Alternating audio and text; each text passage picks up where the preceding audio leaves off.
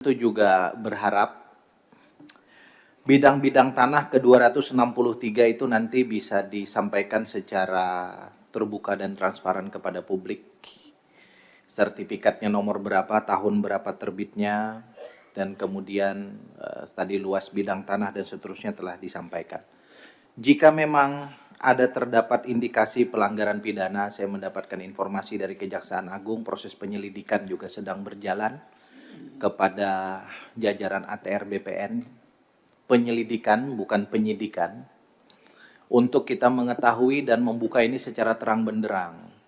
Siapa pelakunya, siapa yang memerintahkan, siapa yang turut serta, dan seterusnya. Agar kita semua yang sekarang duduk di ruangan ini, baik dari Kementerian ATR BPN maupun pimpinan dan anggota Komisi 2, tidak menjadi tukang cuci piring atas penerbitan yang mungkin sudah berpuluh-puluh tahun lamanya. Tapi baru menyeruak sekarang. Karena itu saya mengapresiasi ini. Termasuk beberapa sertifikat yang diterbitkan tahun 2024, tadi Pak Menteri cerita, itu sebetulnya adalah perpanjangan dari GIRIK, kemudian beralih, dan kemudian baru keluar pada tahun 2024. Kita mendapatkan data juga beberapa sertifikat itu. Yang kedua, terkait dengan program utama Pak Menteri untuk menata, memanage, memperbaiki, bahkan saya kira kita ingin menyelesaikan persoalan penerbitan hak guna usaha di Indonesia ini dalam dua hal. Satu, HGU secara umum, yang kedua HGU sawit yang tadi Pak Menteri katakan.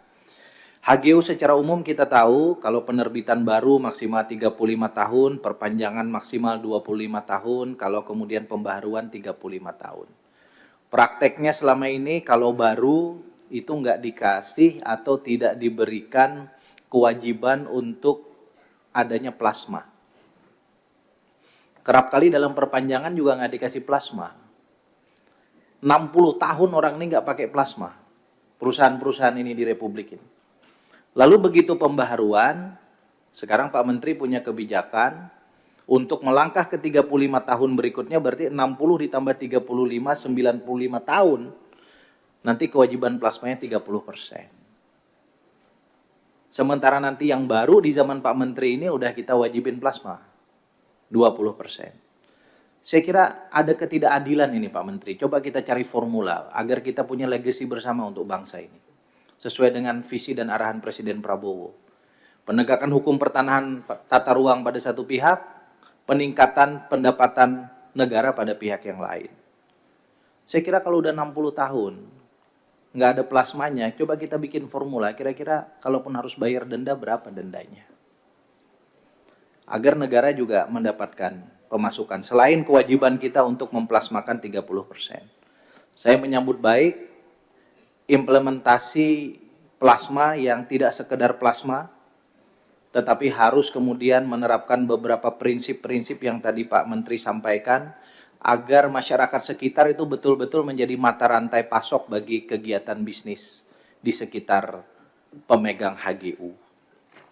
Khusus HGU sawit, yang tadi Pak Menteri sampaikan kepada kita, itu adalah perusahaan-perusahaan sawit yang telah memiliki izin usaha perkebunan atau IUP kelapa sawit.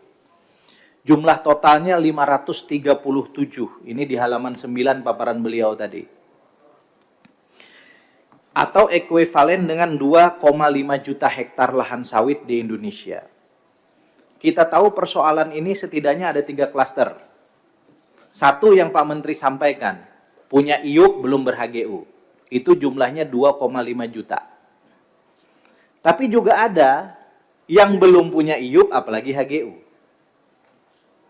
Ini tolong datanya disampaikan ke Komisi 2. Yang ketiga, ini bukan kewenangan kita. Itu ada di Komisi 4. Yang nanam sawit di kawasan hutan. Pasti nggak ada IUP-nya.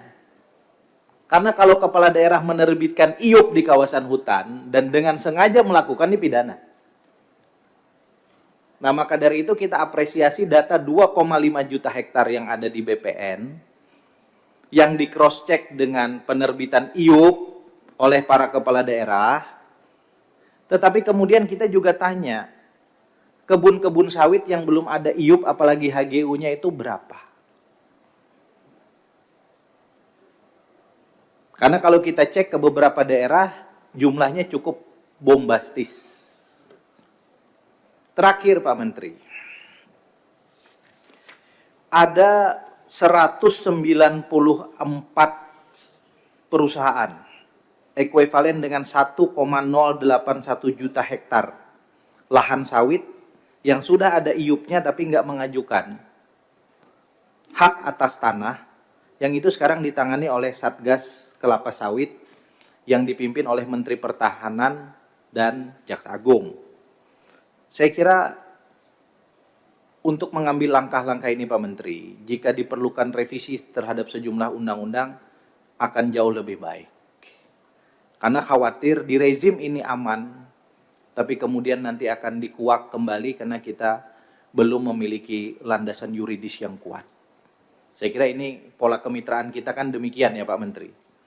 Tetapi proses pemberian HAT terhadap 150 perusahaan sawit yang ekuivalen dengan 1,144 juta hektar yang sudah ngajuin kepada Kementerian ATR BPN, ini kasih tahu ke kita prosesnya Pak Menteri.